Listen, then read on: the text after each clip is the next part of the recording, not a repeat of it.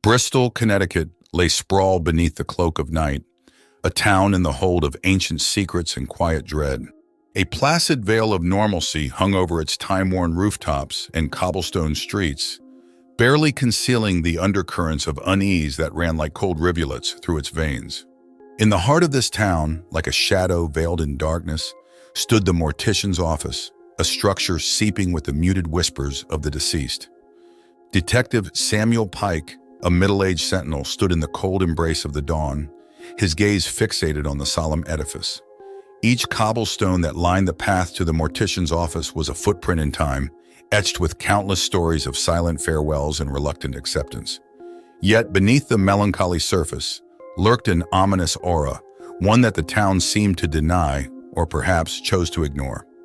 Samuel was a stoic man, etched with lines of experience. A survivor of a torrential flood, he was no stranger to adversity, having wrestled with it more times than he cared to recall. Those tumultuous waters had left their mark on him, a quiet resilience in his eyes, a steadfastness in his stance. But with the resilience came an insatiable need to return a favor, a debt of life owed to the man now enshrouded in suspicions. The morning air was sharp, slicing through his overcoat and nipping at his skin.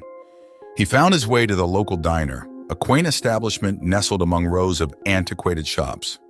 As he made his way to a corner booth, he crossed paths with Millie, the waitress. "Morning, Sam," Millie greeted, her voice as warm as the coffee she poured. "Morning, Millie," he returned, his voice barely above a whisper.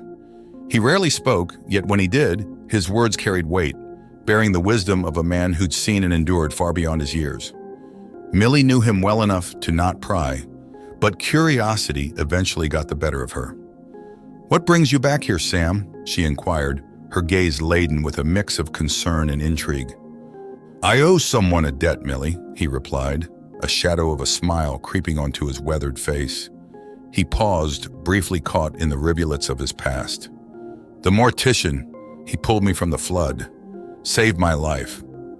A hush fell over the diner, a silence so profound it almost echoed. The coffee in the pot stopped pouring, the clatter of silverware halted. A chilling realization swept over Millie as she connected the dots. Samuel Pike was back, not as a survivor, but as a debt-ridden detective on a quest for truth. The sun lowered its gaze over the little town of Bristol as the crisp night began to unfurl its cloak, stitching the sky with stars. The mortician's office, previously benign under the sun's scrutiny, now assumed an ominous countenance under the eerie moonlight. Its facade, a morbid tableau of darkened windows and Gothic accents, whispered tales of the departed and their lingering secrets. Pike stood at the threshold, the edifice reflecting in his stony gaze. The disquiet that had been brooding within him surged as he crossed the threshold, stepping into a world where death was not an end, but a transitory phase, the beginning of something altogether more obscure. The mortician, a man called Edgar Hart, was a figure as enigmatic as the establishment he ran. Under the unflinching fluorescence of the operating room, his eyes seemed to harbor the cold sheen of steel, his hands moving with a practiced ease that belied the gravity of his work. His presence was as unsettling as it was hypnotic, a deadly waltz between the human and the divine, between life and the world beyond. "Detective Pike," Hart greeted, his voice a disconcerting harmony of warmth and frost. "To what do I owe the pleasure?" "Edgar," Pike replied, the shadows of the room embedding themselves in his voice. "I am here on a matter of financial concern." A flicker of intrigue, swiftly concealed, danced across Hart's eyes. Pike couldn't shake off the chill that slithered down his spine as Hart escorted him to his office.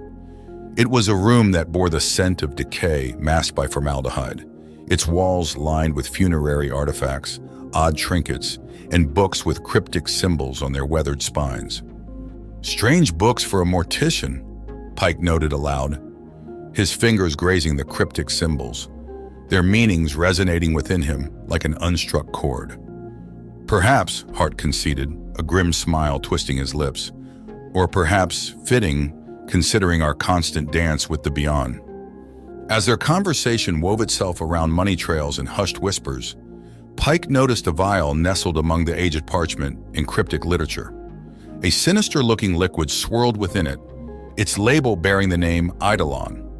Sensing his interest, Hart swiftly pocketed the vial, but not before Pike noted his peculiarly manicured hands, stained a peculiar shade of pallor.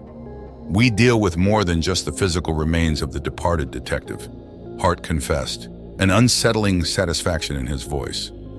Pike, struck by the vague foreboding in his words, looked deeper into his eyes. Beyond the facade of calm, he discerned a hint of turmoil, a reflection of his own disquiet. The night matured outside the mortician's office, its whispers carrying tales of clandestine activities and a dark deity yet unknown. Pike stepped back into the moonlit night, the echoes of Hart's voice still ringing in his ears.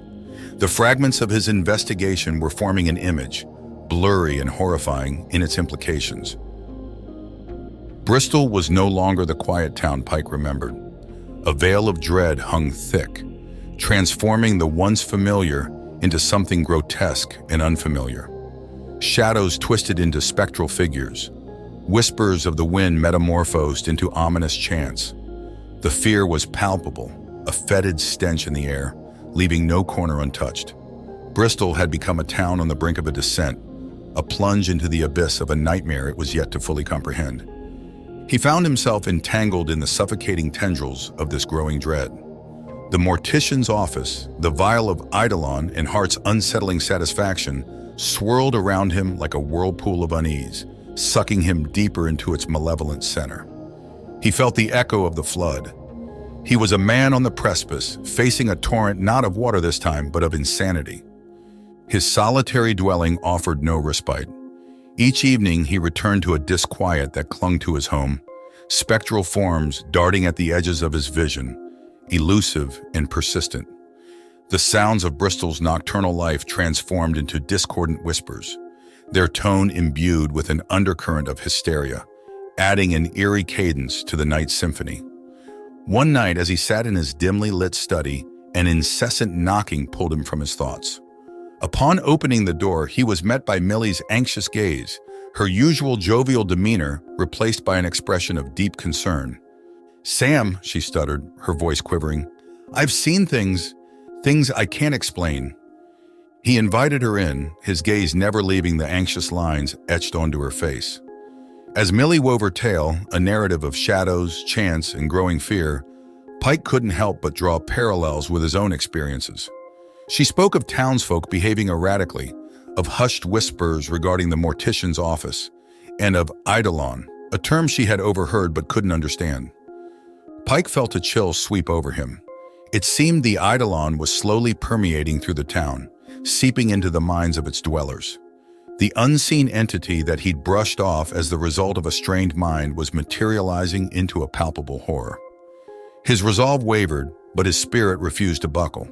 He was reminded of the flood, the struggle against a relentless adversary, and the victory he had clawed from its cruel grasp. As Millie left, he sat in the solitude of his study, enveloped by the dark tide of revelations.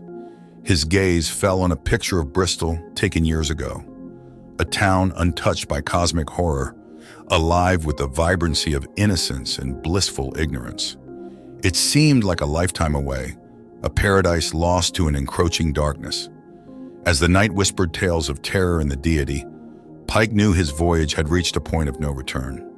He was treading uncharted waters, the tide of insanity threatening to engulf the town, and possibly his very mind. The faint glow of dawn found Pike in the cryptic labyrinth of the mortician's office, the echo of Millie's revelation still reverberating in his mind. Hart, the silent conductor of this morbid orchestra, was absent, the echo of his presence resonating in the cold, sterile halls. This hollow tranquility afforded Pike an opportunity he had been seeking, a closer encounter with the vial of Eidolon. Sequestered amongst ancient texts and veiled in deceptive normality, the Eidolon lay in wait. He cautiously lifted the vial, its contents seemingly alive, swirling and twisting as if it possessed a consciousness of its own. With the courage of one who has stared into the abyss and lived, he uncorked the vial, the sweet metallic scent of the elixir filling his senses. Compelled by an instinct he neither understood nor questioned, he partook of the elixir, the taste of eternity dissolving on his tongue. An explosion of sensation overwhelmed him, his perception broadening, blurring the lines between reality and the beyond. He felt his mind extend, reaching towards the corners of the cosmos he didn't know existed, touching the fabric of a reality hidden beneath the superficiality of the physical world. Time unraveled, seconds stretching into eternities, realities unfolding like the petals of a cosmic bloom. In this transcendent state, he perceived the deity, an entity that pulsed with unspeakable power, a darkness deeper than the black between stars. He witnessed its insidious influence on the town, saw the minds of Bristol's inhabitants ensnared in its intoxicating grip. The deity whispered tales of cosmic dimensions, of powers older than the universe itself, and of its eternal hunger for fear and despair. It was a siren call to oblivion, beautiful and horrifying. Despite the onslaught of the deity's influence, he found a part of him untouched by its taint, a core of steel forged in the crucible of the flood's devastation. This remnant of his untainted self reminded him of his purpose, the debt he owed, and the brave man he had become in the wake of trauma. Upon his return to the corporeal world, the memories of his journey lingered like ghostly echoes. The town of Bristol was no longer a quaint settlement in his eyes, but a stage for an ancient entity's macabre play. He emerged from the experience with a sense of dread, yet with a renewed determination. The deity may have left a lasting scar on his consciousness, but it also forged a resolve within him, a resolution to expose the mortician's deeds and prevent the entity from continuing to feast on their fears. The echoes of Eidolon still hummed in his veins, a grim reminder of his ordeal. He had ventured into the abyss and returned, forever changed. The deity may have been an abhorrent, otherworldly horror, but it was a horror that now had a face, a name. Pike knew his battle was far from over. This was his fight, his storm to weather. As the dust swallowed the day, he steeled himself for the coming tide, one that would test not just his sanity, but the very fabric of his existence.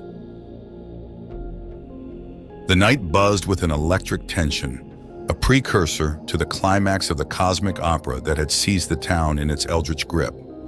The deity's hunger echoed through the town, every shadow pulsating with its insatiable desire. Pike felt it, a gnawing dread in his bones, an unspeakable terror that his journey was nearing its crescendo.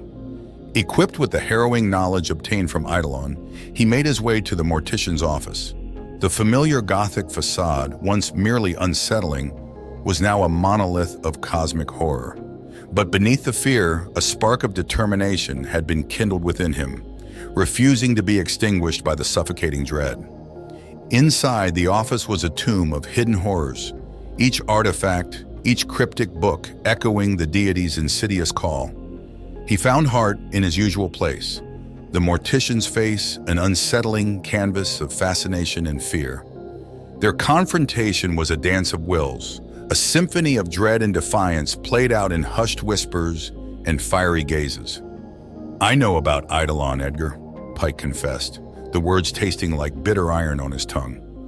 The room fell into a palpable silence, a silence that bore the weight of unspoken horrors and clandestine dealings. Hart's eyes, cold steel under the harsh fluorescence, bore into Pike, their gaze locked in a battle of dominance. Hart's lips curled into a grotesque smile, his voice low but laden with the echo of cosmic horrors. "You've tasted the forbidden fruit then," he said, his words dancing on the border of wonder and madness. "You've heard the deity's song, felt its power. It's intoxicating, isn't it?" Pike held Hart's gaze, the flicker of fear in his eyes the only indication of his internal struggle. "The deity is a parasite, Edgar, feeding on our fears, manipulating us.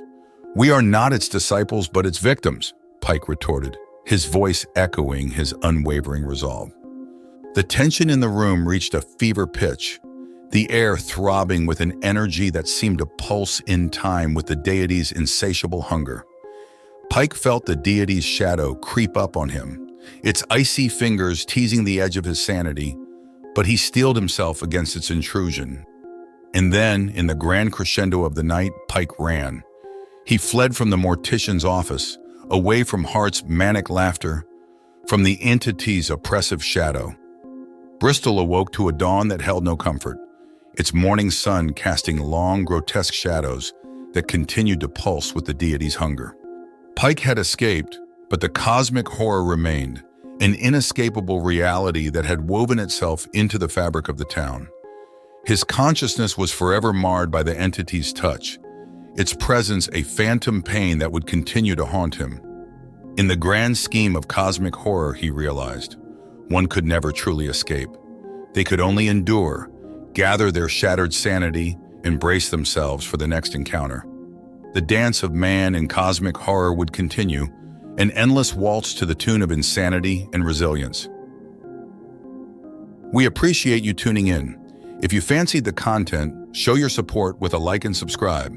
Hit the bell to keep up with our eerie adventures. Eldritch Tales Factory has plenty more to offer. Until next time.